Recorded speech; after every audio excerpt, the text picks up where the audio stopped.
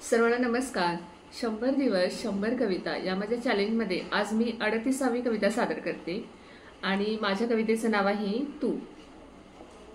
तू आहेस प्रत्येक शब्दामागचा भावार्थ, तू प्रत्येक वाक्यांमधला दडलेला अर्थ, तू कल्पनेमागची आराधना, तू माझ्या प्रत्येक काव्याची प्रेरणा, तू कवितेतून उमगणारे सार, तू कवितेतील प्रत्येक शब्दामागची धार, तूच माझ्या मनाचा हर्ष, तूच माझे काव्यविश्व, तू माझ्या कवितेतील अनावर असं व्यक्त होणारं सुख, तूच माझ्या कवितेमागची तीव्रतेने जाणवणारी वेदना, तुझ्यामुळेच सुचत राहते कविता पुन्हा पुन्हा, तुझ्यामुळे सुचत राहते कविता पुन्हा पुन्हा, तू माझा श्वास, श्वास माझी कविता।